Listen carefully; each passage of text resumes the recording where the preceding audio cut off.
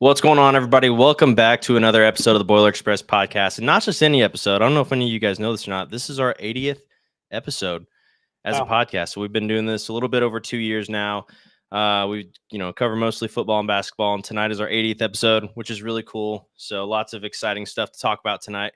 Really good game on Saturday. Purdue took down Indiana State pretty handily. Got a lot of good stuff to talk about. Things that, last week we talked about people that we felt like maybe were dark horses, people that we thought were going to execute really well. And honestly, I have some people written down here that I was not expecting to shine out like they did. So I'm excited to talk about that too. But I know, Chris, were you at the game Saturday? No, No. I had to work. All right, Russ and Frank, I know you guys were there, and Dylan, who I think will be here in a little bit, was there as well. What did you guys think? How was the game day atmosphere? Oh, it was great, man. I was shocked as surprised. I was surprised, shocked to surprised. I was surprised that it wasn't sold out because it certainly looked like it.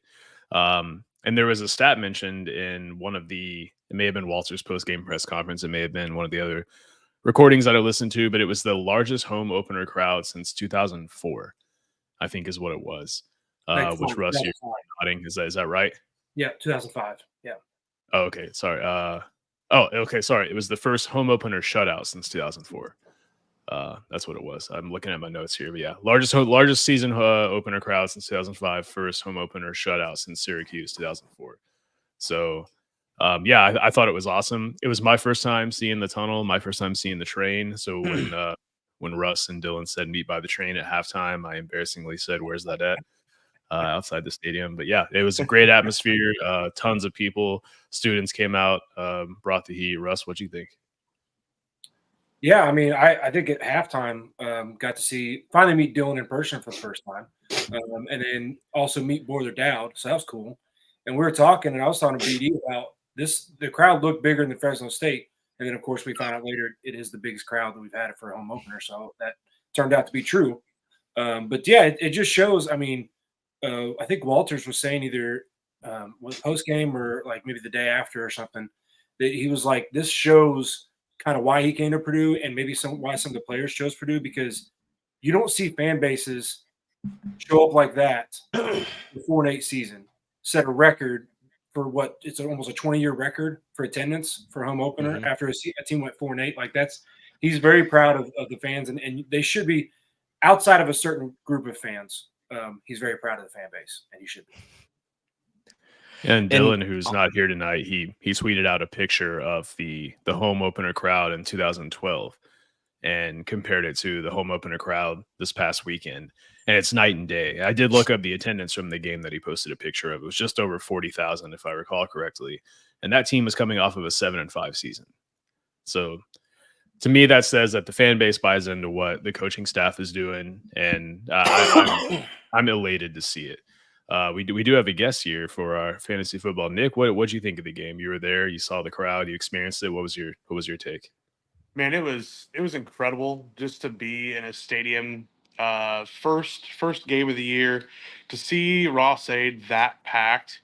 It was crazy. I mean, it was a little hot, I think, obviously, as everyone knows, but the humidity was wild. It was phenomenal for a first game of the year kickoff. It was great. Yeah, and I want to say too, because I know we've kind of ran into a bad streak of luck of winning our home openers as well. Because I know with Braum, that was always an issue with, and last year we lost to Fresno State. So I was going to look it up, but I totally forgot about it. I think that was our first win for a home opener in at least a few years, if not longer.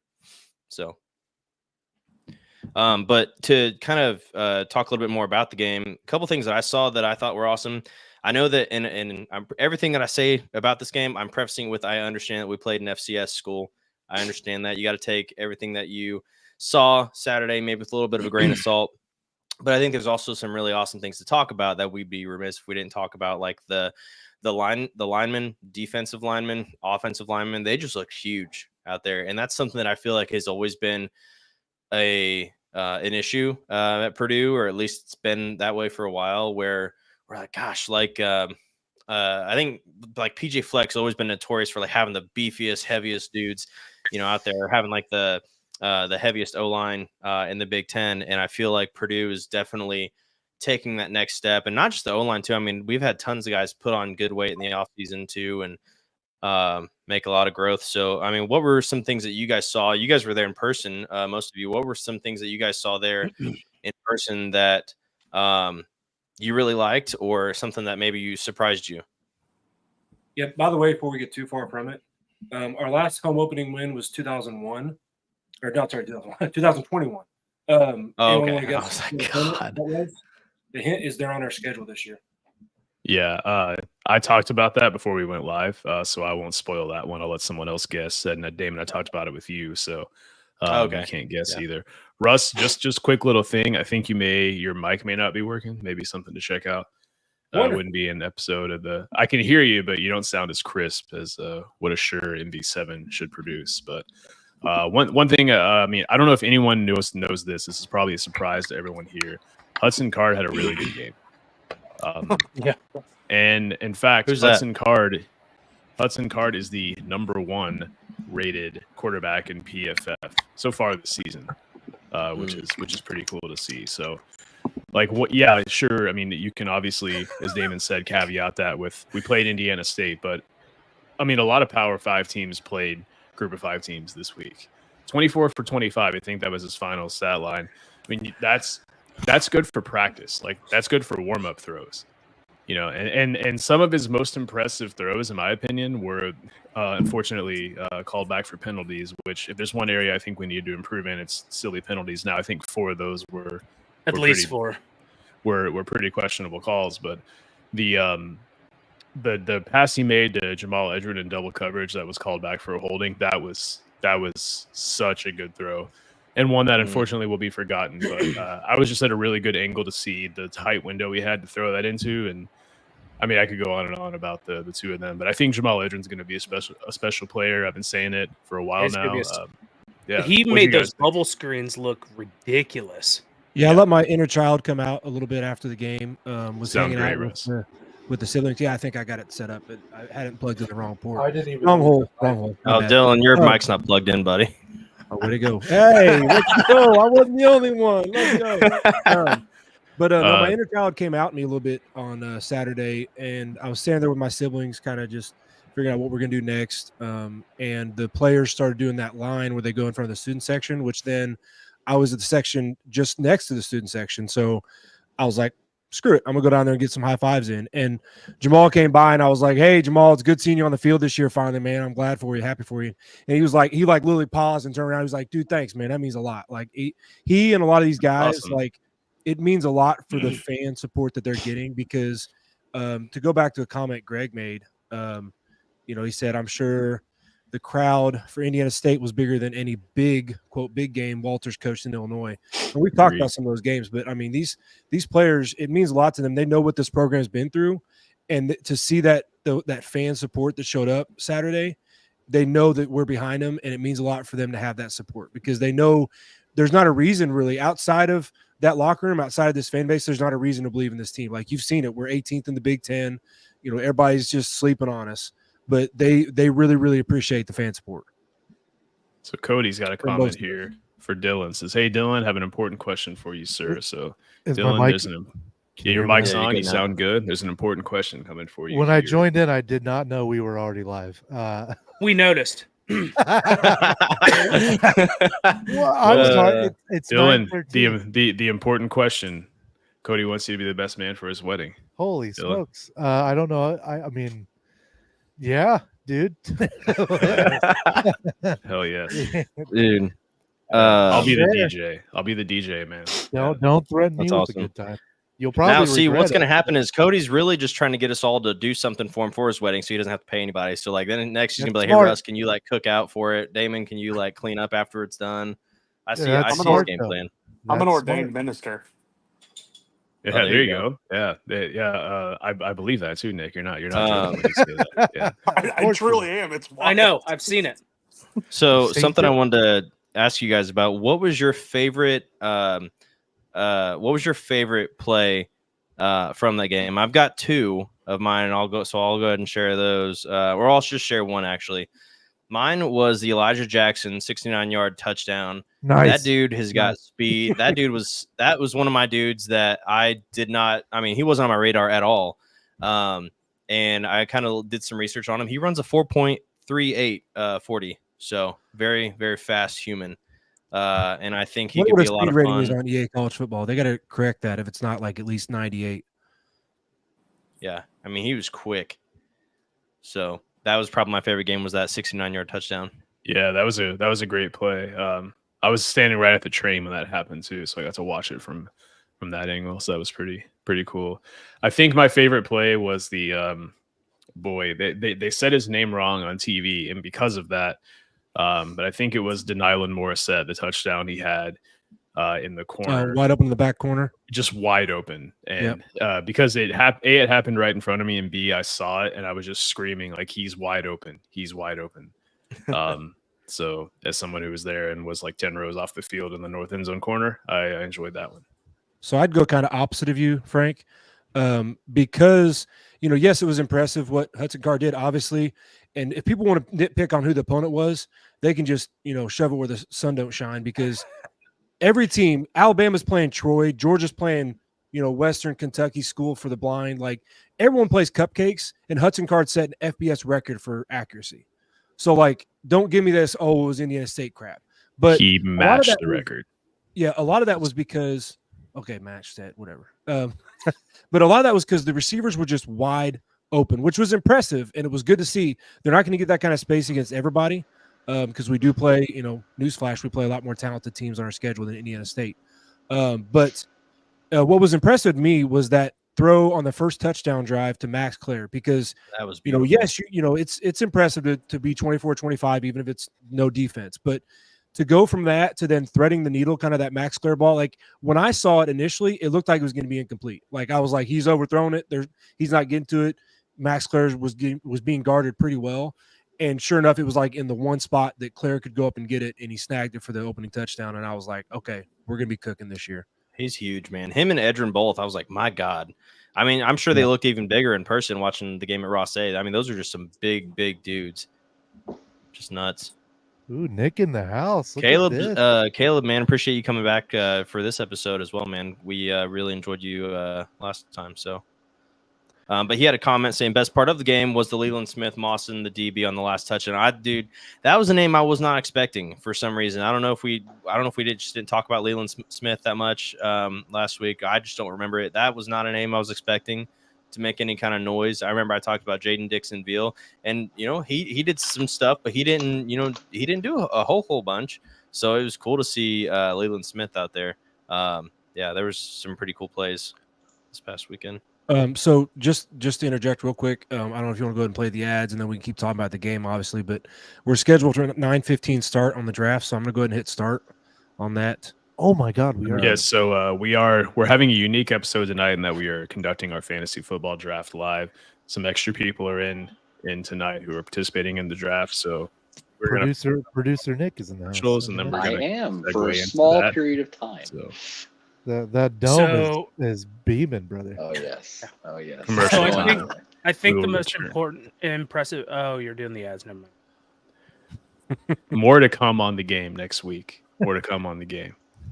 Attention all college basketball enthusiasts. Are you tired of just watching the game and ready to dive deeper into the stats and strategies that make college basketball so thrilling? Introducing CBBAnalytics.com, your ultimate destination for college basketball analytics.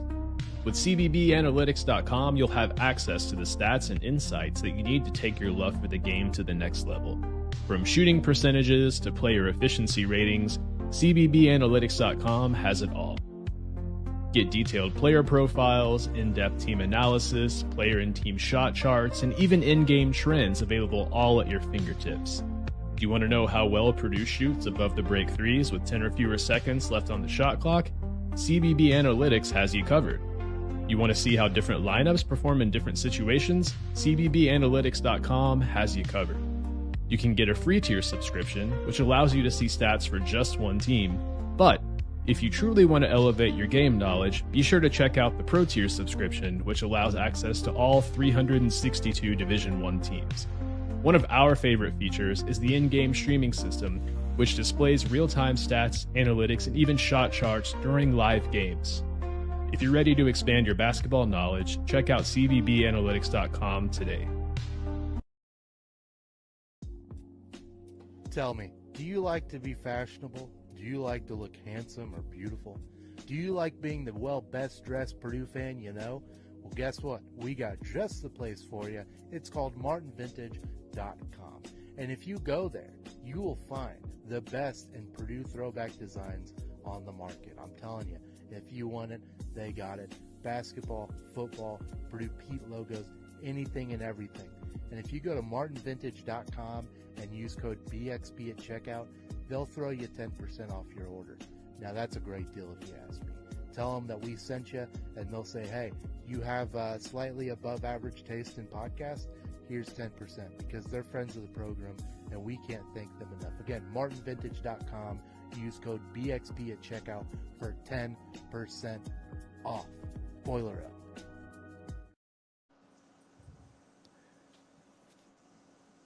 And with that, the number 1 overall pick was Nick. Who was it? It's Christian McCaffrey. I have no other choice. Anyone else I felt like was the wrong choice. You gotta go Christian McCaffrey. Yeah, you're an idiot if you don't. I feel like in between picks, though, we could keep talking about the game. Chris, I know you were talking about a play that you really liked right before we did the commercials. So what was that? It wasn't necessarily a play. It was more of an effort than it was anything else by the offensive line. They were just busting open holes and just doing great and just playing really well. Well said. I saw a couple faces there when he said one thing I did want to talk about because the game was great, but I think there was things that we could improve in as well, and I want to get your guys' thoughts on this. I don't know that I was a fan of Kydron Jenkins as a linebacker. I feel like there was a handful of times that he got kind of smoked back there, where I don't feel like if there was somebody else back there, maybe it would have happened. So, was there anything in the game that? Dude, I mean, what do you guys think about that? Like Kydron Jenkins as a linebacker, how do you guys feel like he did?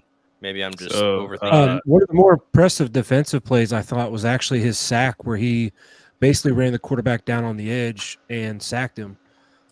So I mean, I don't think we saw enough from our defense because, what was it like into the fourth quarter, maybe halfway into the fourth quarter, they had thrown like 8 passes for 12 yards.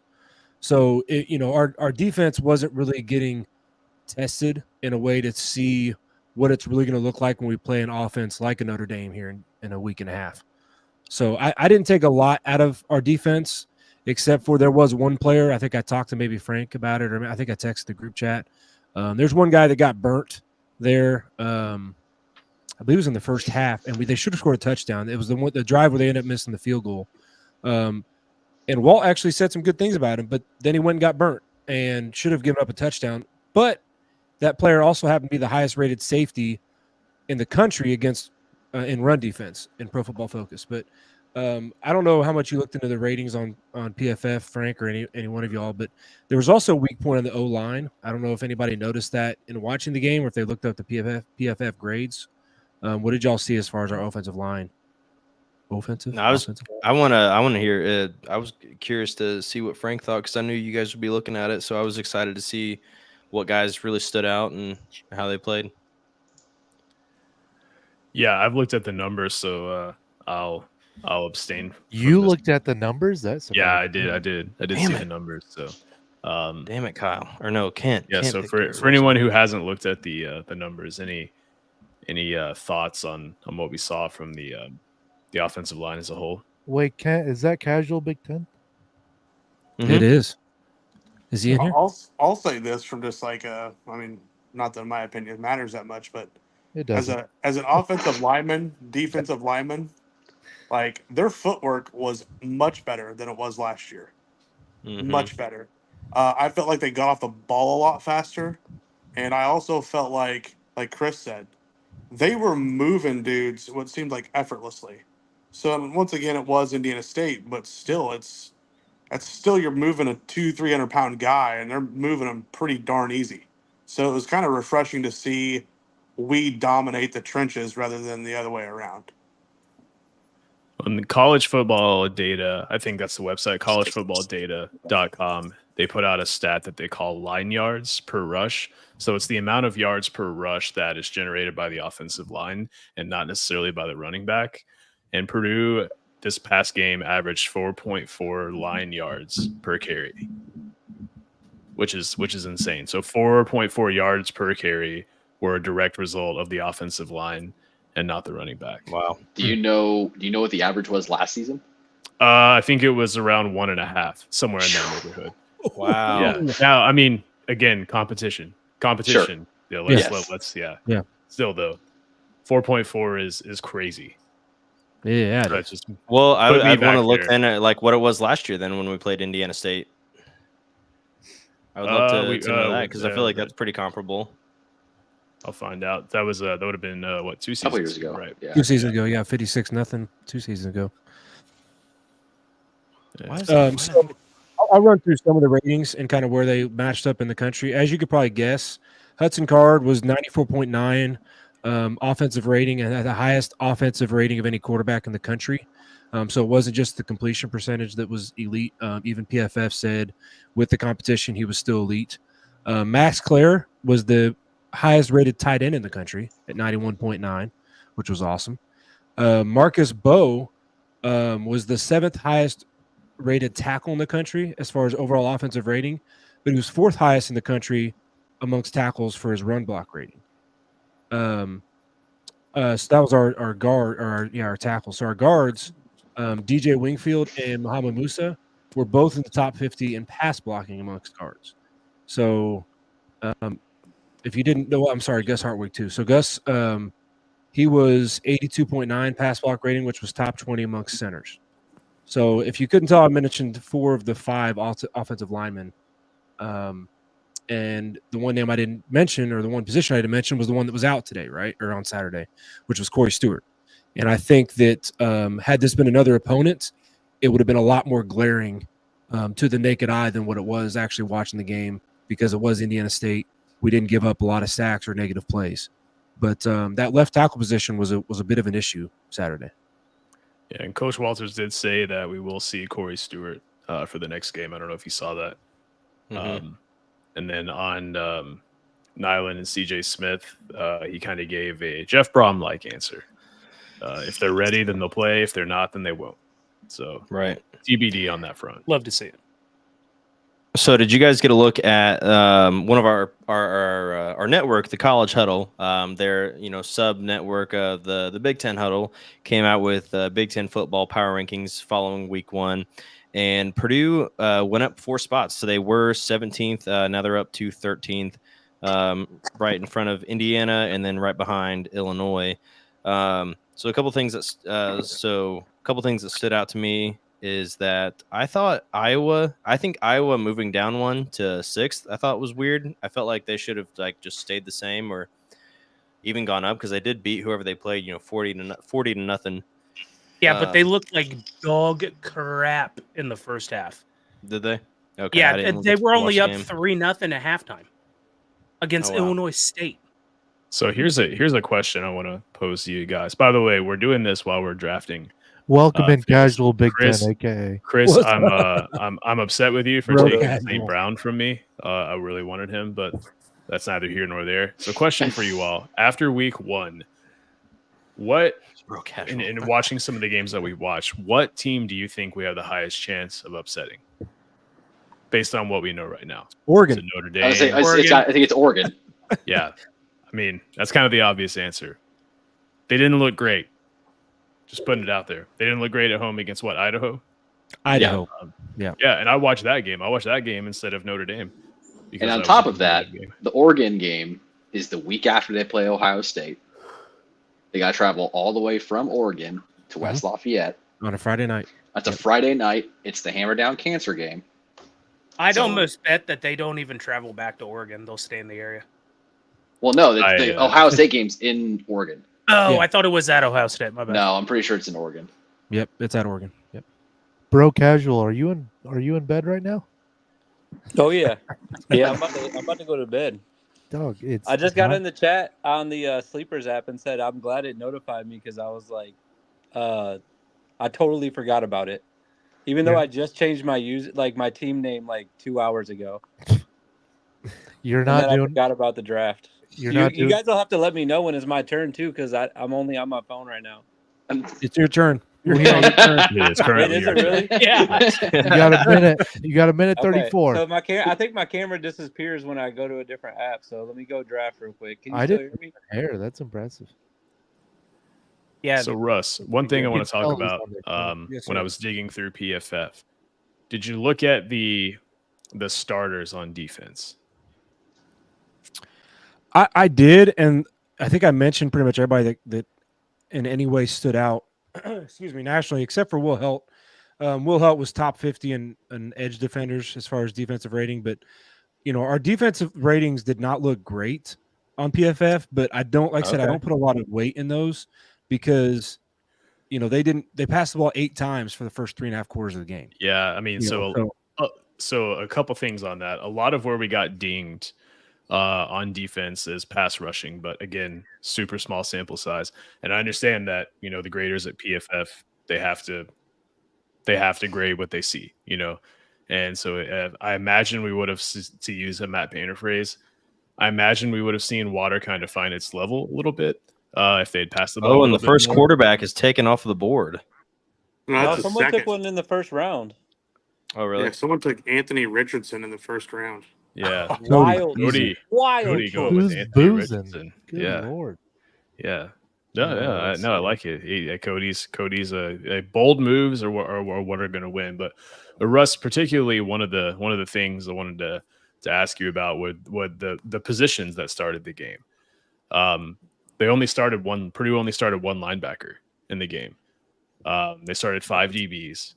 And I think Yanni only played something like 12 snaps in the game. Well, because he was out for the first half with the targeting from last year. I learned something. Yeah. Oh yeah, I remember they announced that on the after halftime.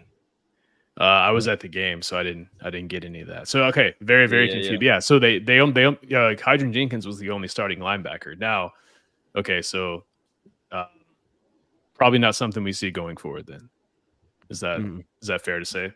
Yeah. No. Okay. I think Yanni'd be out there from the start.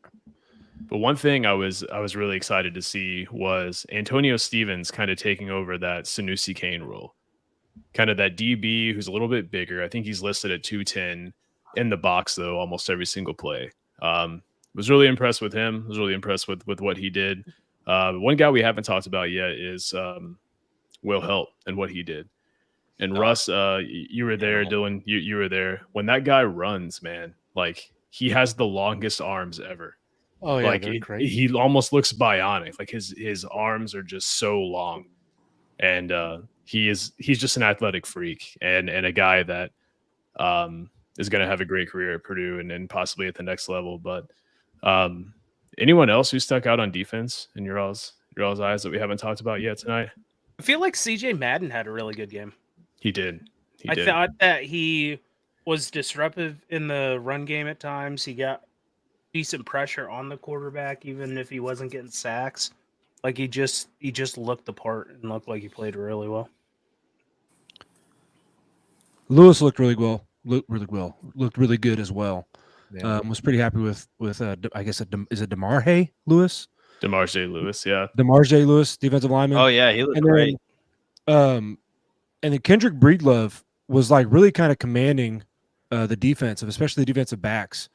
He was helping, guys like Terry Grant, Bochas Alessandro, Antonio Stevens get lined up and communicating and kind of helping run his half of the field on defense. So that was impressive as well. And you mentioned a name there. Terry Grant was awesome. Like he had one of the best hits of the day. He looks the part of a Big Ten DB. Like he looks good. Well, and so one name we haven't talked about a lot, and I've only watched 1.5 quarters of the game back on TV again, as I was there in person. But I feel like kind of a quiet day from Dylan Thieneman. And I feel like a lot of that had to do with the fact that he wasn't necessarily needed as much, that we were not too many guys were getting past that second level where we were needing him to kind of step in and do his thing like he did a lot of the time last season and save several touchdowns. Yeah, One it's thing almost that's like fun, go ahead. Sorry. I would say one thing that's fun is to watch him on punt return because he doesn't move. He's back there on third down, and then the punt team comes in and he just stays there. And the first time it happened, I'm like, what is he doing? Like the punt team, I'm like, oh yeah, okay, yeah, he's returning punts now. But he plays as far back off the line of scrimmage as he does when he's returning a punt. So again, Russ's punt return formation. But what were we saying, Damon? Oh yeah, no, I was just saying that it's funny because now this year is going to be like if we don't hear about Dylan Thieneman having some monster game with 8, 9, 10 tackles and whatever, our brains are almost going to be like, oh man, he's having like an off year. Where in reality, it's like he's not, and it's just that the rest of the defense is finally catching up and playing at a higher level. So kind of like how like Zach Edey would have like a 23-12 game last year, and we'd be like, oh, it was kind of a slow night for Edey. And then you look at the stat line, you're like, oh wait, never mind. Bro, Casual, did you catch any of the Purdue game? Do you want to give us any more wins based off what you saw with Purdue or the Big Ten this last week? No, I mean, I'm not going to go change. I'm not going to change my preseason predictions or anything just based off this one game. But I was impressed that you guys, scored that many points and you shut them out too, right? Mm-hmm. Yeah, Okay, and when so you yeah, say you very- I guys, mean, they impressive. sent us out on the field to win. That's right. Impressive. So, but I thought you guys, Illinois, and then USC were like the three most like the teams that I think more highly of than I did before week 1. So I'll put you guys in the category with them. Like all three of those teams, I'll be looking at a little bit closer the next. You're on the clock. Obviously not next week, but for you guys. But Can't, the you're next on the couple clock. weeks- Shut up! You're on the clock. Oh shoot! Sorry. He's I was like, trying to distract him, guys. That's why I asked him a question. Let's address Greg's comment here. Grego. So Greg says DT going back to return punts makes me twitchy, makes me nervous. Damon, I know you were in that camp last week. Yeah, definitely. I was And kind of on watching the it- fence. I know Russ was very you guys were on opposite sides of that fence, so to speak. What do we think now? Is anyone's opinion flipped? You guys still think the same thing? Watching the first punt return felt like that reinforced how I felt because I felt like the players were getting kind of chippy with him after they like took him to the ground. We're kind of like pushing on him and stuff like that, which I know that stuff happens, but that's what worries me is that like some team is gonna sacrifice some guy that they don't care about to like go take out Dylan Thieneman on a punt return.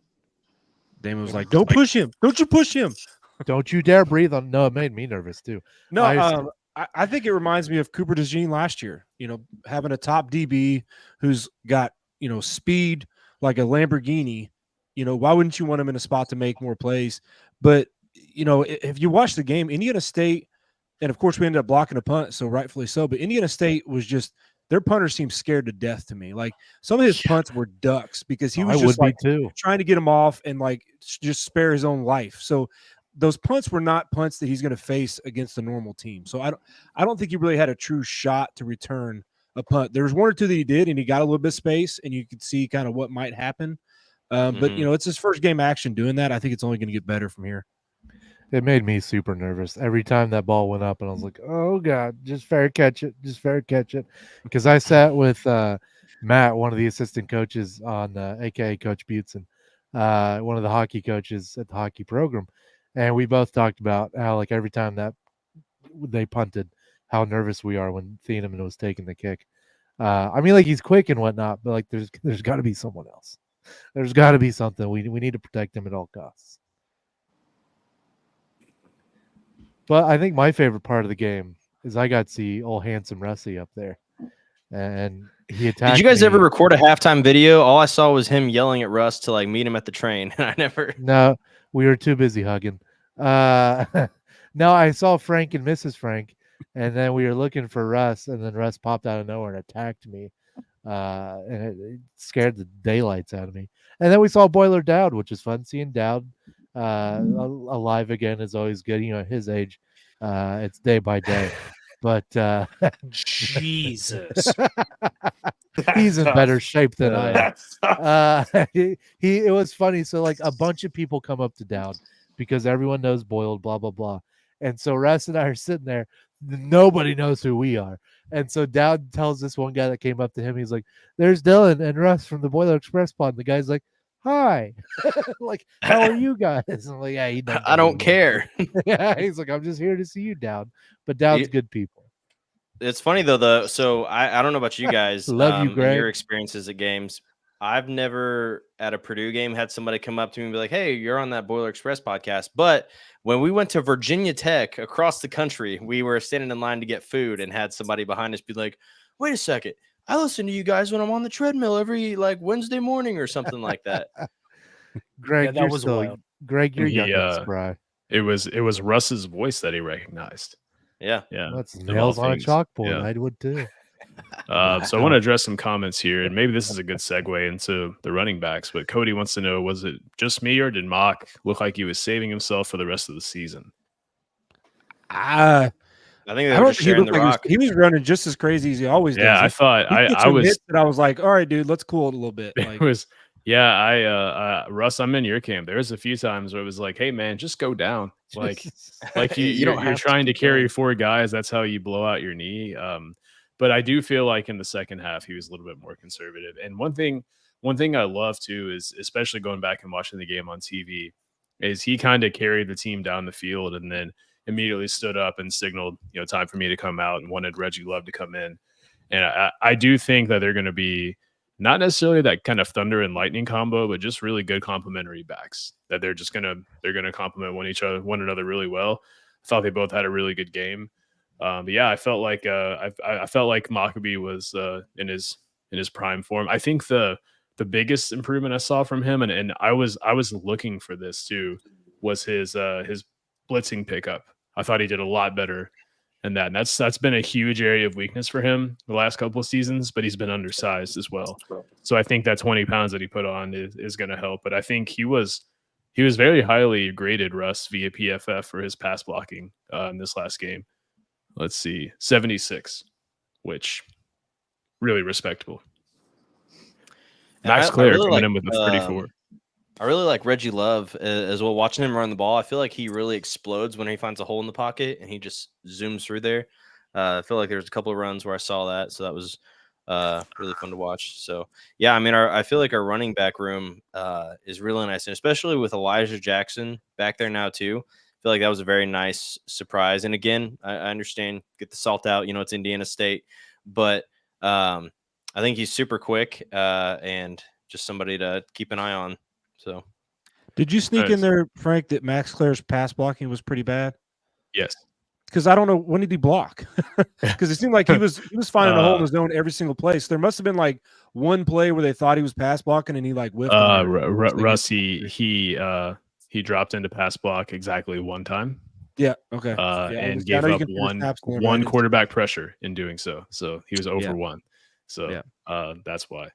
But so it looks like Cody said in the comment that he was listening to the game on the radio. So he was inquiring about Devin Maccabee here. I almost said James Conner because that's who I was drafting. So he wanted to know about Devin Maccabee. So yeah, I thought he was. There were a few times where I was like, man, please don't get hurt against Indiana State. He was just going really hard. But yeah, Elijah Jackson looked really good. Reggie Love looked good. I felt like I'll just come out on a limb and say I feel like Hudson Card's decision making was a lot better, especially when to tuck the ball and run. Well, he had time too. There was one, I think it was one of the quarters where they were headed to the student section end of the stadium. And I meant to make a note of it because I was really proud of him. He made a great RPO read to where right after he handed the ball off, the guy kind of like just went face to face with him. And had he kept the ball, he would have got laid the heck out. And I was like, all right, Hudson, there you go, baby. I just feel like all right, go. There you go, Hudson. Yeah. That's good job. That's my boy. That's my boy. Up here in section that RPO there. I think from my seats are behind Purdue's bench, and I feel like the coaches were like all the coaches are very high energy. I feel like during Brom's era, Brom had energy, but the rest of the coaches weren't as physically involved. But every coach, every coaching position is like hyping up dudes, like going bananas. We're punching shoulder pads respectfully. I mean, I don't know. I like respectfully. I felt like the coaches had some great energy. Walt looked freaking ripped. I mean, that guy hits the gym more than any other player, I bet. But no, he drives a spaceship to the gym. That thing, I think it was a Mercedes, but yeah, you're right. It looked like a spaceship. Like that didn't even, the steering wheel looked like, I don't even know. It was a big old steering wheel. It looked like he's driving a Kenworth, not a Mercedes. But yeah, no, I liked the vibe from the coaches, and hyping guys up was really cool.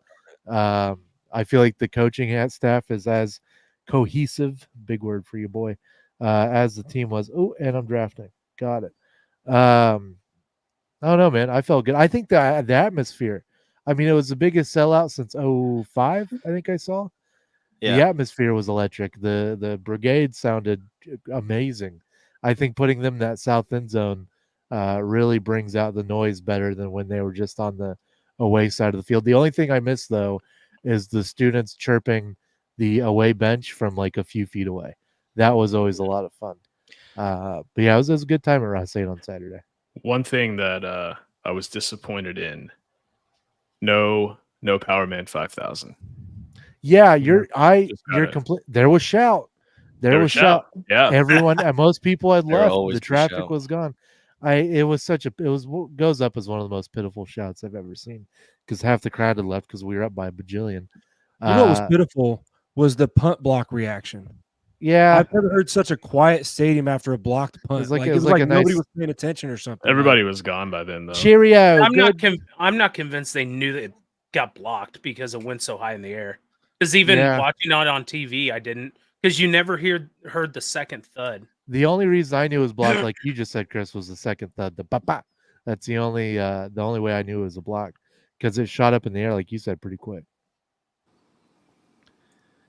So looking at offense PFF grades, one guy sticks out as having a pretty low grade, and that's Drew Bibber. And that's, in my opinion, unfair because he fumbled the ball in his second ever college catch. But outside of that, he had a really good game, I thought. I mean, if you can look past the fumble, I feel like there's something else he did too besides the fumble that was like, was it like a drop catch or was it like a drop pass or something? I thought it was like a hold. I don't remember what it was. It was something. I knew he had the fumble and then something else, and I was like, because I remember I put in my notes to like tough day for Drew Bibber, but I kind of redacted that because I was like, well, I feel like it was only two things. Yeah, he's actually the only person credited with the drop. I honestly don't remember that, Damon, but it's on paper and you, so it did happen. Frank respects the stats. All right, I mean, I respect the stats. Yeah, I do. That's what Frank lives by. I'll tell you what, I wish so much that not next week's game, but the Notre Dame game, I wish that was a night game. Oh, I wish that was a night game. Yeah. Talking about bringing the rivalry back. You talk about they're coming in. They're playing Northern Illinois next week. So like, God forbid anything weird happens in that game. They're coming in a top 5 team. Purdue's coming off of like a fun warm-up game, and now a nice bye week to hopefully get some more guys into the game. It's a sold-out game, dude. I wish it was an. Are you going to that game, Dame Doug? I don't have a ticket yet, but if they go down in price at all, I will gladly do that. Brother Bear, I may have. Now that we're like 4 picks away from Kent picking again, I'm going to ask him a question again. So I don't know if we give him a proper introduction. So Kent is casual Big Ten. Great account to follow on Twitter, especially if you want to follow some of the things going on around the Big Ten, not just football but basketball as well. What do you give us percentage-wise against Notre Dame and Oregon? Do you give us any chance at upsetting those teams? Like, what do you think as far as a casual outsider fan? What do you think? I'll tell you what, Dylan Thieneman is not scared of Riley Leonard. I'll tell you that right now. I was just going to say Riley Leonard, I like him a lot. But that's about the extent of all I know about Notre Dame. I didn't watch them this week. They played Texas A&M, right? Yep. Yeah, it was a good game. And they won? Yeah, on They a did. touchdown Notre Dame in did, the last yeah, couple yeah. minutes. See, you guys have to casual. I don't Casual especially knows outside of ball. the Big Ten. I'm really not watching. But I would say I'll give you a higher chance against Notre Dame than I would against Oregon, even though Oregon looked probably worse than Notre Dame. I'm guessing in week 1. I think that Lanning's going to be upset about that performance, and they're about to come back out the next couple weeks and really lay it on some people. I think. You think So he, I would say percentage chance wise, I would give it like 20% against Notre Dame, and then less than that for Oregon. Is that I bad? think you think Lanning maybe punched the table like Brian Kelly did in his post game presser? Yeah. I'm upset. Damon, you're about to time out, by the way. Get a Is it full me? freak out moment. Oh, Yeah, come on, so, guys. That's unfair. Nick, I want to get your take. So we talked about something when Nick was kind enough to let us join his tailgate, and that Nick tends to be he errs on the side of pessimism when it comes to his Purdue fandom, and not to. I mean, if your opinion differs, but what do you think about Notre Dame and Oregon, Nick? Do you think we have good chance, bad chance? What are your thoughts? Here's my thoughts. So on the Notre Dame game, Nick and I went at it at the tailgate. So, but anyway, Yeah, Yes, they did. so It's funny. yeah, and it's okay, Russ. People can be wrong. I mean, Dylan gets it. He knows. Wow. Okay. And no, I mean, I'm Yikes. saying you would agree with me that Oh. Russ is wrong. Yes. So here's the thing about the Notre Dame game and why I find that game impressive. A lot of people fail to realize that Texas A&M Stadium seats like 105,000 people. That place is nearly impossible, like to sneak out a win in. But the other side of that is A&M has been overrated, in my opinion, for a long time. So I think if we're going to beat one of those two teams, I think Notre Dame's it. I think casual Big Ten hit it on the head. I think Dan Lanning had a full blown Ken Dorsey flip out, and after the game, throwing papers around, going like, "This isn't us. This isn't our team." I expect a 60 burger out of 2 of the next 3 games out of them. I think the only problem with that on Oregon is they got pushed around in the trenches. Like their offensive line had trouble with the Idaho defensive line. Like, yeah, if you're talking about like skill position wise, they weren't in the right spot, or they were dropping passes, or they were blowing assignments on defense. I get that, but they were getting pushed around in the trenches by friggin' Idaho. yes, I So don't was disagree with Wisconsin that. though. Wisconsin got pushed around by Western Michigan. Like We're gonna I feel beat them like some too. of the O lines. We're going like 10-2 this year, Kent. Better hop on the train now. What'd you say? I missed that. I said, yeah, we're going to beat them too. We're beating Wisconsin too. We're going 10-2 this year. You better hop on the train before it's too Hey, late. I could realistically see you beating Wisconsin. They played terrible. I did not like what Wisconsin did at all. Not that I'm trying to get it off Purdue right now, but I think that there was a few teams that like is. Sorry, my wife just told me I'm talking too loud. I gotta shut the door. That I agree, Mrs. Kent. Tell him to shut up. that's the case for like offensive lines looking bad. Week 1, like Michigan's offensive line looked bad. Wisconsin's offensive line looked bad, and like you're saying, Oregon's line looked bad too. So I think that some of those teams. I'm not saying everybody's gonna figure it out, but some of them will. I think. Yeah, I agree with Why am what I on Caleb autopay? said here. To kind of sum it up, I talked to another guy at work today that watched the Notre Dame Texas A&M game, and he said both QBs looked pretty bad. Like he said, it looked like neither team really had a quarterback that was going to control a game. So I don't know. I mean, I know people are high on Leonard, but I don't know, man. Caleb coming in here with the insightful comments as always.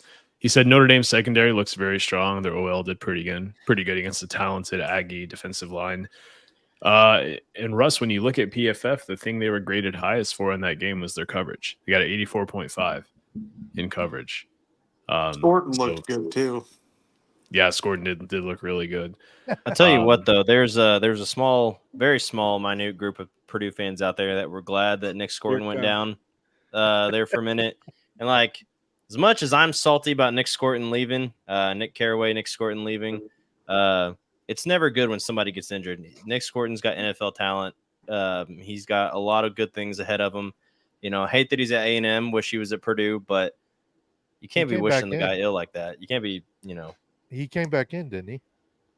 Yeah, he Yeah, did. he But did. like whenever He did he come went back down in, initially, people were like, "Oh, good, that's what he gets. What a traitor!" Like in some of the Those are Facebook groups such and stuff. Yeah, I saw words. that too. It's Yeah, it's some guy like ridiculous. Ultimate Boiler was saying some trash like that. I don't know.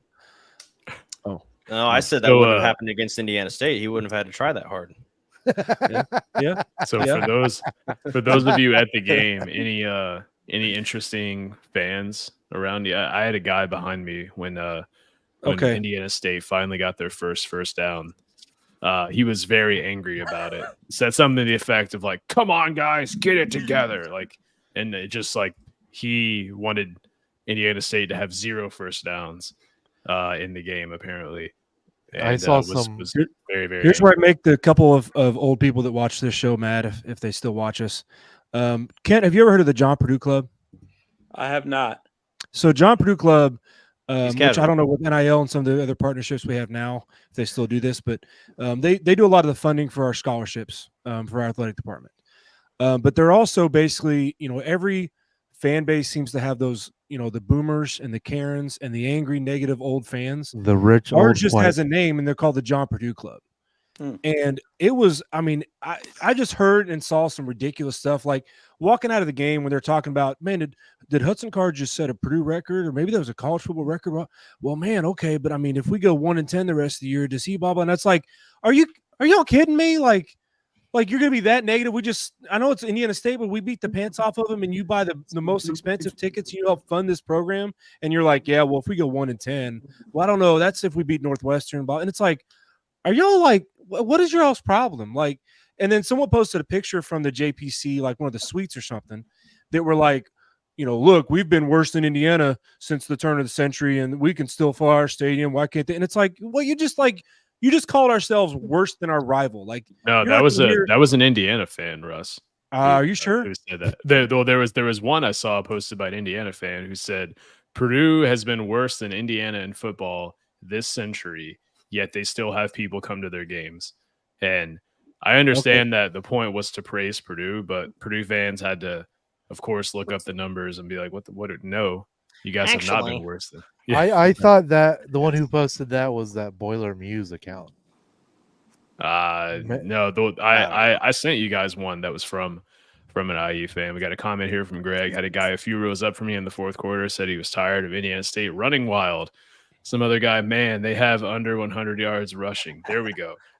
Yeah, I didn't tired have of them running wild. Yeah, they certainly weren't running wild. Yeah, I didn't have any wild fans around me. I did have Boiler Uniforms, aka Mr. Ted, who is blessed enough to have me as a season ticket holder neighbor and member. And I yelled his name to begin with. I was screaming Ted at the top of my lungs and saying Boiler Uniforms. I'm such a big fan. Apparently either one ignored me or two didn't hear me. So I texted him and said, "Sir, I'm right behind you." And then he noticed. But no, other than that, like normally historically I've had some below average fun fans around me. Like 10 years ago, I had a guy, whenever he saw Purdue Pete, he'd yell Pete, Pete, Pete, Pete, Pete for like 5 minutes straight, would not shut up. And he got our entire section. I haven't seen him since. That was 10 years ago. Our entire section revolted against him. But no, I have one guy that does like color commentary. He'll be like, Mockabee drops back to pass, or Mockabee, Jesus. Hudson Card drops back to pass. Pitches it to Mockabee, blah, first down, football. And it's like, buddy, we know, we all see what's going on. You don't have to tell us. Like none of us, I don't know. But no, other than that, like my section was pretty cool. I had a couple guys behind me that were nice. I have a small old couple that sits next to me. So that gives me lots of room, which is good. Because like I've said a million times, Ross Aid was not built for people like me and mine. Because people were much smaller back then. When Russ was about 32, I think. So yeah, no, all around good time. I did see Russ. He was pretty obnoxious. But I got to see Frank and Mrs. Frank, and they looked beautiful and handsome. And I was happy to see them. Dylan, you're a hard guy to get your attention, man. Yeah, I've ADD. I was waiting in line to get water, and I look and I see Dylan, and it took like 7 yells of me shouting Dylan to get him to rotate his head. My brain. Because I had to yell at you like 3 times out the car window before you finally looked at me when I was driving up Northwestern. So Story time. I'm walking. I'm trying to find a bathroom. Okay, I'm just walking. My wife, brother-in-law, and I are just walking, and I just hear someone in the car yell like, "Hey, stadium's that way," and I just assume it's a drunk college student. I just assume like I'm just not going to pay this college student any attention, you know. And then I look and it's Russ in his car. I'm like, okay, yeah. So it wasn't that I didn't hear you. It's that I just chose not to acknowledge you because I didn't realize you were who you were. I Caleb off in the comments. Oh, you flipped him off. Yeah, on my way out of the stadium, I flipped him off. Yeah. Caleb says, I think the only acceptable angry fan response was the series where we had 15 consecutive penalties back to back. Some of those calls seemed questionable. Yeah, the roughing the passer was bad. Bad. The guy behind me kept yelling to check the ref's FanDuel account, which I thought was funny. And then follow-up comment here, specifically about the roughing the passer. Heard it was pretty bad. Seen the replay. I watched the replay. I didn't think he looked like he drove into him at all. I thought it was a terrible call. It looks like their leg got tangled up and he came down. Yeah, I thought the same thing. The ball was in his hand when the first defender made contact. I think it was Imba and Sheeta Salah, I think were the two. The first defender gets to him, the ball's still in his hand. He releases the ball right as the second defender makes contact. I didn't feel like it was unnecessary contact. I felt like they were just playing football. They just happened to be large human beings. So I think they were punished because of their size and not because they did anything malicious. And also hated the fact that you couldn't hear the referee. So you didn't know what the calls were. Oh, you couldn't hear him in the stadium either? No, you couldn't hear him in the stadium. Yeah. Dude, so it was just like the flag and then the team would back up and everyone was like, boo. We no one was sure what was going on. Cross college football was an issue with stadium mics. Yeah. Weird. That's weird the one thing Ross Sade needs to update is the speakers because they all come from the scoreboard or the jumbotron, and it's just they are updated. I will say it sounded better. I wish they Dylan. placed them more like others around the bowl. Yeah. But then again, that may cause some echo issues. I don't know. I'm not. So I will say too about that drive though, to go back to that drive in the first half where we had like multiple plays taken off the board.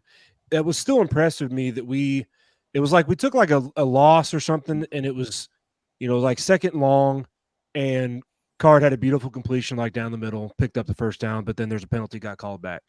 So then we're pushed back further, and what does he do? He hits another guy down the seam for a big 15, 18, 20-yard pickup to pick up the first down, but he gets called back again. And then, of course, we eventually got pushed back so far that we ended up punting anyways. But I thought that was impressive that through that adversity, we did make a couple really good plays that we just couldn't get out of our own way or couldn't get out of the ref's way that had the under.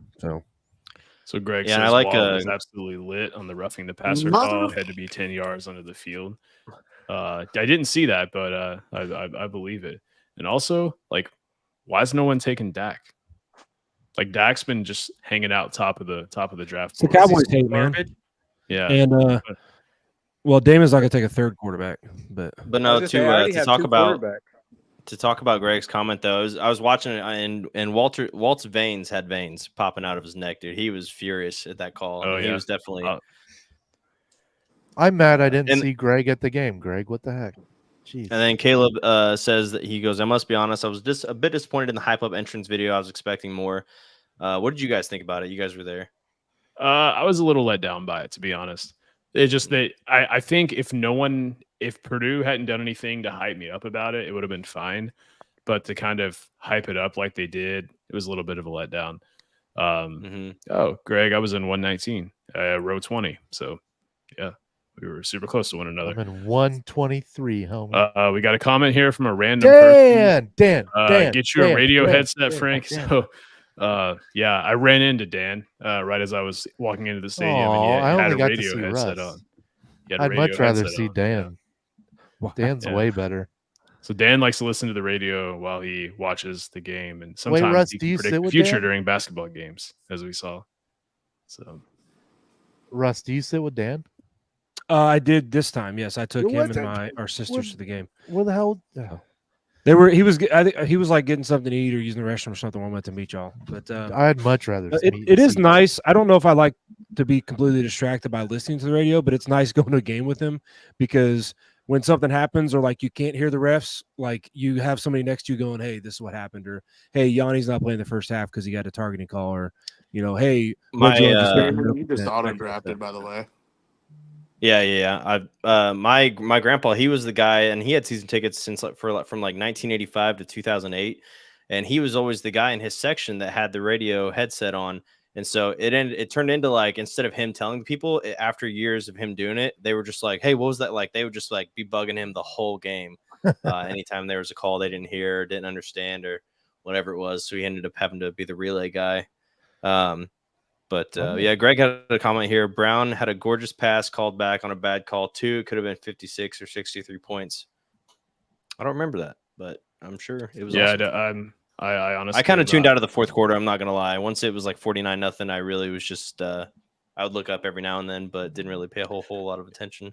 Well, and I was having a lot of conversation with some people I hadn't seen in quite a while during the game, and especially at that point in time when you kind of knew it was wrapped up. But stat line for Brown. Let's talk about Ryan Brown for a minute here. Let's see. 6 for 10, 11 dropbacks. Total offensive grade for PFF is 90.6, which is really, really high. 62 yards. I kind of feel like he was thrown into the fire and that he was playing with the second unit offensive line. So he was under pressure a little bit more. But what did you guys think? What did you guys think of Ryan Brown? First glimpse. And starting at the QB2 over Marcus Davila, who I know a lot of people thought would basically a lock for that spot. But first impressions on Ryan Brown? I thought he looked pretty good. I think he's going to be a serviceable backup and is going to have some capabilities. But I don't think you see Davila even sniff the field. He's fourth right now, I think, on the depth chart. Okay. Yeah, I didn't know he was that far down. Yeah, because there's the other kid. What's his name? He's transfer from Arizona, I think. Yeah, Meredith. Oh yeah. God, I thought he was done after last year. Because Davila looked really good in the spring game. Like I thought reason he led the second team from the start of the game was because he was the QB2. So I was surprised when the depth chart came out and he was not. I will say that coming off of an established quarterback like Aiden O'Connell, then you have another established quarterback like Hudson Card. If we end up going with like a building up a freshman quarterback and like developing them over time, it's going to be for me anyway, it's going to be a hard transition because you just want somebody that's going to go out there and be a playmaker from day one, especially after you are spoiled with guys like Aiden O'Connell and Hudson Card. So, right, but also I think of the last 10 national championships or champion teams, only one had a transfer quarterback. So, it's nice to have the plug and play guy, and it's you think that's going to work better than developing somebody sometimes, but I think that maybe this is just like a fire under the seat of Davila to put him fourth on the depth chart and make him work his way up. Who was that one? Was it Alabama with Hurts? Russ? Who was the one transfer quarterback that won the national title? No, it was Burrow. Oh, yeah, Burrow, from Ohio State. Hurts transferred the other way after. Yeah, he went to Oklahoma. Yeah. Okay. And so did Cam Newton. Yep. Yeah, I've heard Cam that Newton was Ohio over 10 State. years ago. Cam Newton's like. Heard that Ohio State fans try to claim. It's the biggest bunch of Joe Burrow. nonsense. It drives me bananas. They're a bunch of nuts. We'll have to ask the OHIO boys if that's. I tell you what, though, if Nick Scorton goes first, I mean, when Nick Scorton gets drafted in the NFL, I'm claiming him. I don't care where he played at last year. I don't care at all. I love that man. So one group we haven't talked about in a whole. That's why you come home, Nick. I just miss him. God. So one group we haven't talked about in depth, and maybe we shouldn't. It wouldn't be fair, but we haven't talked about the secondary a ton outside of Dylan Thieneman. I don't know. We didn't get to see him play a lot in terms of actually playing in coverage, but I think the one guy who made a really big play was Alessandro in terms of just had a really good pass breakup. He was the only he was the only pass deflection. Yeah. Yeah. That was a beautiful play too. He basically just face defended the receiver the whole way. And at the last second just stuck his hand out when he saw the ball and knocked it free. It was beautiful. I heard the ooze from Tari and Grant's hit. Haven't seen it yet though. As like I said, I was in conversation when that happened, but Yeah. You know, he looked quick, he looked speedy. He looked like what you expect from a 5-star guy coming in. I don't know. It's just hard to gauge because we didn't see a ton. What were we saying, Damon? Who blocked the punt or the kickoff or the punt or whatever it was? Who blocked Leland that? Smith. I confirmed it was Leland Smith. Okay. And I don't know why I thought I heard someone say it was this Terry week Grant. because on the post game, someone called in and was like, "Hey, has Purdue ever had a player score a receiving touchdown and block a punt in the same game?" So he acted like he was going to look it up and let us know on Thursday. Yeah, that's Not a whole lot to like debate and talk on this week. I mean, it was very clean. You know, the guys went out and did what they were supposed to do. Against I'll give you one debate. We were kind of headed that direction. Which cornerback, you know, the guys we've mentioned, do you think gets pulled off for Nyland Green? Do you think it's Grant because he's a freshman, or Antonio Stevens, or Breedlove? Breedlove looks good. Honestly, Russ, you may not like this, but I'm going to say Markevius Brown. Really? Yes. I mean, I don't know why. I mean, I'm not like a big truther on him or anything like that, but he was our highest rated, I think, defensive back down the stretch, or at least cover corner down the stretch. So that would be surprising. But the point I wanted to get at is I don't think it's a given that it's Terry Grant. I don't think that it's a given that he comes off just because he's a true freshman. I think it is Terry Grant because we can still save his red shirt. But I don't think he declared a year early to redshirt. You think he? That's a good point. Yeah. Like I don't think he reclassified it to come in and just redshirt a year. And he was a guy that we left on an island most of the day. You know, when we'd have 2 or 3 corners on one side, Grant was by himself as a true freshman. He's left up there by himself to play solo one man by himself on an island. Like, so I don't think you put a guy like that in that position if you're going to pull him for Nyland Green when he comes back. Unless you're just trying to go 1-for-1 sub. Like you're just saying, hey, that's where Nyland Green's going to play. We want everybody else to learn their position. And then when Green comes back, he's going to take that spot from Grant. I don't know. I think we need to also acknowledge a reality where we don't see Nyland Green for a while too. Yeah. You know, I wanted to say that when you said that earlier about Walt's comments, him and CJ Smith makes me nervous the way he talked about the two of them. He talked kind of like Brom. What happened?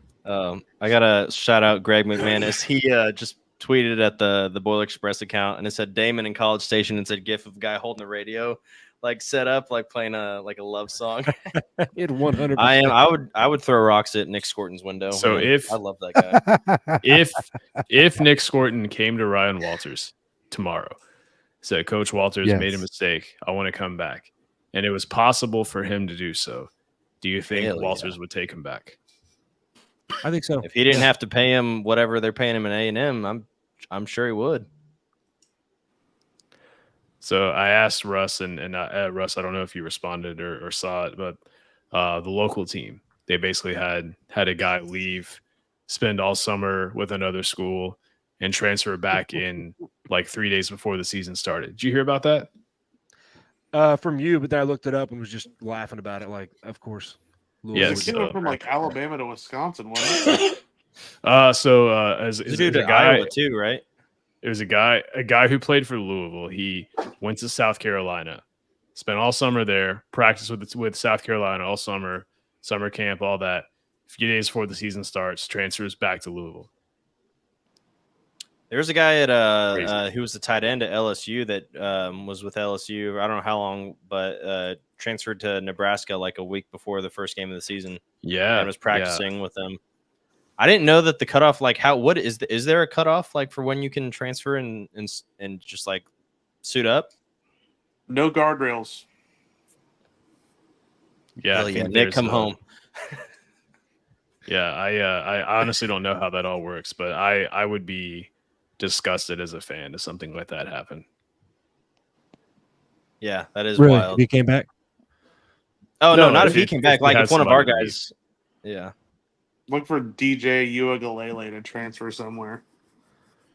I never got to a Denny's. I never got the hype. Like I was saying it before the game even started with Georgia Tech. I was like, they're trying to act like this dude like actually did something at Clemson and was like some world beater at Oregon State. And it's like, No, he was terrible at Clemson. That's why he left. He had an okay season at Oregon State. Florida State was panicking because they didn't have a quarterback, so they brought him in thinking he's played in the ACC. Maybe he'll be all right. No, he's terrible. Like, he's a great physical talent, but he's just not cut out to be a starting quarterback in the ACC. I saw a wild stat about him. Did you know that he was the #1 rated quarterback out of high school in his draft class? And you know who was number 2? CJ Stroud. Yeah. Crazy. Wow. I feel like that's a good way to kind of wrap up the show tonight, though, is to kind of broaden the lens a little bit and talk about like college football overall, week 1, end of week 1. What is like an overreaction and an underreaction that you have after 1 week of the first full week of college football? Casual, what you got? I knew you were going to ask me first, and I wanted to think about it longer. That's why I saw you thinking. That's why I was like, "Hey, I'll chime in first, then. While you stew on that for a second. Specifically on Purdue, like I said, I wasn't going to drink the Kool-Aid, and I haven't. I haven't drank the Kool-Aid on the team, but I have tasted the Kool-Aid. It hasn't quite started to poison me yet, right? I'm feeling a little woozy. Let it cook. Let it cook. You know, yeah. Nice. That becomes hooch. You let the Kool-Aid cook, it becomes hooch. Yeah.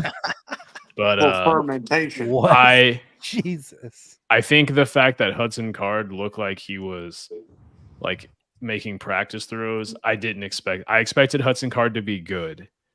And I don't think that the sleeper Heisman talk that we heard this summer is as insane as I did over the summer. I'm not saying I think it's sane. I'm just saying that perhaps there is a tad bit of merit to that. It would take a season like last year, and I think like the year Tim Tebow actually won it wasn't the year they won the national championship, was it? Like, but it would take a year where nobody steps up and takes your job. Which if Dylan Gabriel plays like he did Saturday, he's not running away with the award like a lot of people thought he would. But if Purdue goes 8-4 or even 9-3 against this kind of schedule, and Hudson Card has a big game that knocks off like a Notre Dame or an Oregon or Penn State, or kills the Demons at Wisconsin or something, there's a world where he could enter that discussion. I really do think there is. But college football landscape as a whole, I'm trying not to overreact to Oregon, but I'm sure Oregon fans are a little worried right now, as they should be. My overreaction is after that game, Oregon doesn't make the playoff. Oh. Florida State's overhyped. I don't know if this is an overreaction or not, but I don't think Michigan makes the playoff. No, it's not an overreaction at all. Oh. Casual, your thoughts? I'm still thinking. No, I thought I was going to say about Michigan. Because you cheat with them on the video game like they do in real life. Oh, on the video game, they're unstoppable. They will never lose on the video game. It's easy to do when you cheat. Oh, by the way, I'll say it on here since you said it on the Big Ten Huddle. You 100% will get docked if you win the national championship because you chose Michigan. Like you choose the most dominant team ever. I'm not gonna be the coach at Michigan after I win the Natty. Whoa! Breaking news! Whoa! He's gonna go coach the Chargers. And ran out of town. He's a That's cheater. right. I'm gonna be on Madden next year. Playing the Chargers. I'm gonna be coaching the Madden. Who's called you? What teams have called you? No, I know you don't know. I've talked to the Browns. I thought Michigan did not look good based on what I saw. The part of the game that I saw, they did not look good. To answer your question, my biggest overreaction, I think, is that I think Miller Moss might be one of the top 3 quarterbacks in the Big Ten right now. Like I was very impressed, and I say it's an overreaction because he's a guy that was not on my radar whatsoever going into week 1. And then just after one game of watching him play, I'm all in on this guy. He looked great. I don't even. What's an underreaction? What's that even mean? I guess you could call it like, I guess I should have thought about that before I asked that question. I guess I don't know, something like you, maybe a team that disappointed you or something like that.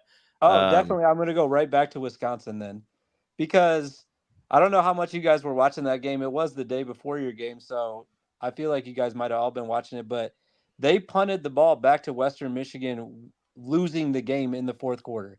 They were down by 1 and were giving Western Michigan the ball back in the fourth quarter with like 9 minutes to go, and that's when they got a fumble on that punt, and they were able to have short field position and take the lead and kind of control the game from there. But if Western Michigan fields that punt, we're possibly talking about a different outcome in that game.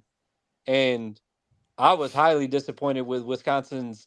I know Western Michigan only scored 14 points, but they were moving the ball on them. I think that's going to be like a bottom 5 conference defense based on what I watched on Friday night. Something I think, looking at their schedule, I think Georgia Tech has a chance to make it to the ACC championship. I mean, they're ranked right now. They've got Syracuse coming up next, VMI. They do play Louisville in a couple weeks, but primarily I would say like Louisville, Georgia Tech, Miami, and Georgia are like their big games. But I mean, they've looked really good against Florida State, which I know Florida State hasn't looked great since they played them. But I would say that's like an overreaction. I could see Georgia Tech in the ACC championship. Is it my turn? Yes, Sure. Your turn, Nick. So I'm going to give you something that Frank and I talked about at the tailgate briefly. It's my hot take, and then I'll give you my overreaction and underreaction. My hot take is that Ohio State, contrary to all the media bias and all that stuff, is not even going to make the national championship game. I think Ryan Day. I just feel like something is going to happen. And I think Nick Saban said it best. You could have a $20 million roster, but if you don't play the right people in the right spots, it doesn't matter. The underreaction is Georgia still very, very, very good at football. I think people not necessarily forgot, but they slowly just beat them into the ground. It was painful to watch. And it was just, you realized after, like, holy cow, they beat the number 4 team in the country by 30 points and they barely let them score. You sat down afterwards just like, wow, that was kind of wild to watch. And then the final thing here, and that's for us Purdue guys here, is Aaron Judge is not good at baseball. He's just tall. What? That's the thing. I will say too, on your point about Georgia, yes, that was impressive because they did it against a team like Clemson, but Clemson is not Clemson no more. Clemson is legitimately like the 4th or 5th best team, I think, in the ACC now. I don't think, they keep getting hyped up like they're some Notre Dame, where because Dabo's had the history and he's had the playoff runs, he gets this like honorary top 20 ranking to start every year. But I don't think Clemson is not. They don't have a stranglehold on the ACC no more. No one really has a stranglehold on the ACC because obviously Florida State has fallen flat on their face to start the year. Louisville, for all they thought they were hyped up to do last year, couldn't get it done at the end of the year. Georgia Tech does look like a legitimate shot, but people were picking Virginia Tech to win the ACC. They lost to freaking Vanderbilt. So, I saw that. That was weird. I don't think Clemson is. I think them doing that to Clemson would be like them doing that to, I don't know, like a Nebraska or Wisconsin right now. Like it's not like doing it to the Clemson that was a top 4 team in the country. Nebraska's good at football, Russ. Well, they haven't been to a bowl game in 8 years. So, but this is the year. Caleb's got a good comment here. Is IU football back?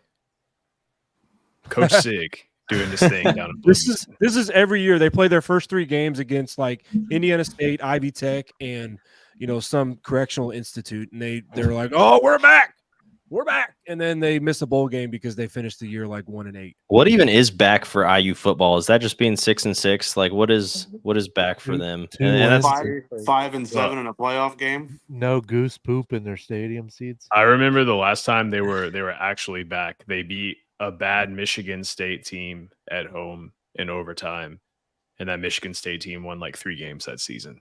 That was like the one good season they've had in the last like 15 years.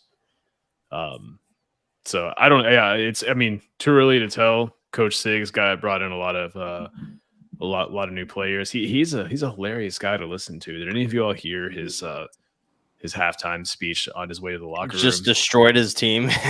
Yeah, and then they said like, "Well, what are you going to say when you get to the locker room?" And he just goes, he raises his eyebrows and says, and then turns around and walks away. Like, man, there's like no better way to an interview. It can't get any worse than the snapping and like whispering the IU fight song like Tom Allen did last year or the year before, whenever that was. Relentless. I had a friend say Signetti is Tom Allen and PJ Fleck if they had a baby. Oh, Yeah, we that's a haven't. good comparison. That actually is really good. We haven't talked about Minnesota. Tough loss for the Gophers up there. Way to let the Big Ten down, guys. So I got a funny their, realization here, guys. Hey, so I know we're giving Kent a hard I time didn't for mean to cut choosing you off. Michigan in our online dynasty. So the team that he got randomly assigned in our fantasy football league is the team that won the championship last year. So now he's got this little medal by his name. So he's inherited another championship team. But he is projected to lose me week 1. So we're playing week 1, Kent. You're going down. Just saying that. You're not. You're. I don't know if they do draft grades on there, but if they do, I definitely drafted the best team. I don't know how I'm projected to lose to you. That's false. But I do got it bounced though, guys. Thanks for having me on. Yes, sir. Yeah, y'all check out absolutely, Casual man. Big Ten. Love Yes, you, thank you. Kent. See ya. Didn't say it back. Wow. All right. Yeah, I think Cool. with that, it's probably a good time to wrap up. We're at an hour and 20 minutes. The draft is done. I'm proud of The that, though. I thought winner- we were going to be here for like 2 hours. I'm not going to lie. Yeah, the winner. I clearly have the best team. Yeah, we definitely failed, guys, because Frank's got the highest week 1 projected score. Yes, and But I'm second. Let's go. I dominated the regular season last Where am season, I? and it looks like we're doing that again. I'm doing that again. So. All right. Well, yeah, on that note, it probably is a good time to wrap up. Next week, I'm sure we're just going to be talking about, what we all watched with college football over the weekend with Purdue having a bye week. Hopefully we get some good news that the guys that are still out right now that aren't, fully ready to come back, hopefully they'll be fully ready to go, and we'll have a completely healthy roster for unless, there's guys that I know there's a couple that are out for the season, but who's the dude from, is it CJ Green? Is that who we're all waiting to come back? Is that his name, or Nyland Green, or what's his name? Nyland Green and CJ Smith. So you kind of combined them. Gotcha. Okay. Yeah. So waiting on those guys to come back. Hopefully they'll be healthy for Notre Dame. I think that game is going to be absolutely insane. I think it's going to be a great atmosphere, bringing back a good old rivalry. Big game. Notre Dame's probably going to come in undefeated in top 5. Purdue's going to be coming off a week of rest and a really good week against Indiana State. So I think it's definitely going to be a fun game to tune in and watch, guys. So come back next week. We're probably going to talk about Notre Dame and talk about what we saw with college football in general. And then we will we'll see you guys then. So boiler up, hammer down. Boiler up. Go Boilers.